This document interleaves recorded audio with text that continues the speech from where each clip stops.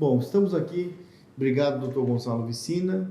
Gonçalo sanitarista, já com renome nacional. E como você está vendo essa pandemia, primeiro, e depois vamos localizar no Brasil?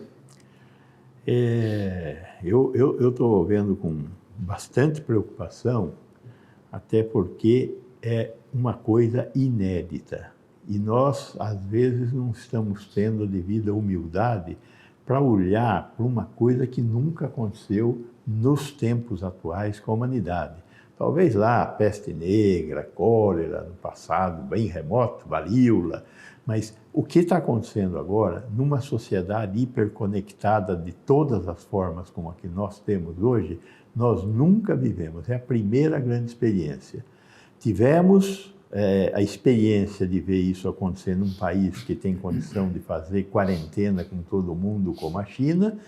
Estamos vendo o que está acontecendo na Itália, que começou de uma forma mais suave e agora está tendo que fechar o país.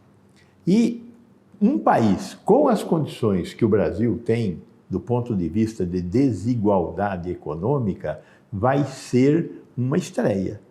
Nenhum país tem dos que já tiveram a epidemia instalada, tem as condições socioeconômicas do Brasil.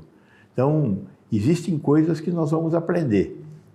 A epidemia, do jeito que veio por esses países, já nos ensinou uma coisa: temos que diminuir a curva de aparecimento de casos novos. Por que diminuir a curva de aparecimento de casos novos? Porque o sistema de saúde não aguenta na velocidade que isto poderia acontecer. Então, nós temos que reduzir o número de casos para que aqueles que tenham que ser absorvidos no sistema de saúde possam ser absorvidos.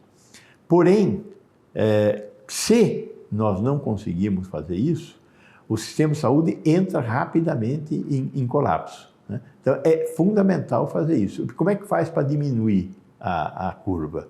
Tem que ficar em casa, não pode ir trabalhar, tem que ser muito civilizado quando anda fora de casa, não tossir nos outros, tomar muito cuidado de não colocar a mão na boca, no nariz e nos olhos para que não haja contaminação inadvertida, sem querer, pelo vírus. Então, essas medidas de civilidade também são inéditas, né? Nós somos muito carinhosos, queremos abraçar, queremos cumprimentar, e isto é uma forma de disseminação do vírus. Então, nós não chegamos, estamos longe de chegar no pico do que nós vamos viver. Nós estamos tendo agora, hoje, o primeiro morto no Brasil. Nós estamos com 300 casos, se tanto. Então, essa explosão, tem alguns estudos do CDC imaginando que entre 20% e 60% da população vão ter a gripe, né? 20% desse total vão ter alguma gravidade, 5% terão que ser internados. Esse é o nosso grande problema. Que tamanho vai ser esse 5%? É uma minoria. Que vai necessitar de internação. É uma minoria que vai necessitar de internação. O que é bom. É ótimo, só que essa minoria precisará de UTI. Essa minoria precisará de alta tecnologia para ser tratada. Cuidados intensivos, vai precisar fazer diagnóstico da pneumonia em tomógrafo. A letalidade dele é baixa, ele transmite rápido. Grande parte da população, pelo que eu entendo, falando com você e com outras pessoas, terá o contato com o vírus, mas tem uma grande maioria que pode ser assintomática, inclusive, e outra grande maioria com diagnóstico oligossintomático, isso é, vai ter os sintomas de uma gripe, ponto. Como o doutor Gonçalo falou, quer dizer, uma porcentagem de casos necessitará do serviço hospitalar, que são casos mais graves, que caem nos 5%. Essa a questão. Essa é uma projeção.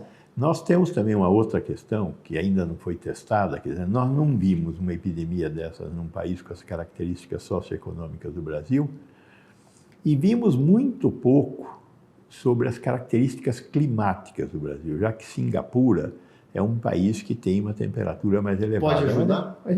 Sem dúvida pode ajudar, porque existe menor transmissão em espaços fechados. Então, quer dizer... Mas, por outro lado, nós estamos entrando começando a entrar no período invernal. Mas aí deixa eu ser um pouquinho mais otimista. Não, eu sou otimista. Nós estamos entrando no inverno lá por junho, julho. O pico, pelo que você está colocando, pelo que as pessoas falam, vai ser ainda no mês de março, abril. Não, porque a temperatura está quente. E temos uma vantagem, que foi uma medida muito sábia do governo brasileiro, de antecipar o calendário de vacinação. Nós vamos iniciar a vacinação contra a gripe dia 23.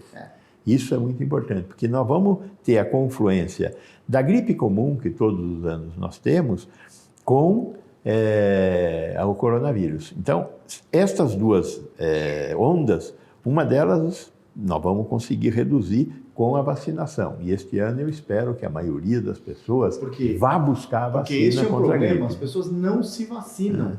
Né? Isso nós falamos para os nossos seguidores várias vezes. Há as chamadas notícias falsas, né? Irresponsáveis na internet contra a vacinação. Então isso é mais uma prova e uma emergência em você se vacinar. É fundamental, imperativo que você se vacine para essa gripe comum. Não é isso? Então, com certeza. Agora, como o país é um país tropical, que está no hemisfério sul, que a temperatura é mais quente, mesmo esse entrando um pouquinho no inverno, é muito inverno em São Paulo, no sul. Porque nas regiões centro-oeste, norte e nordeste, as temperaturas. Então, isso pode, na sua opinião, como sanitarista, beneficiar? Veja, o mais correto em relação a esse momento que nós estamos vivendo é dizer, eu não sei. Mas nós temos que viver, né? Então, em princípio, eu não sei. Em temperaturas mais elevadas, se espera um comportamento diferente dessa epidemia.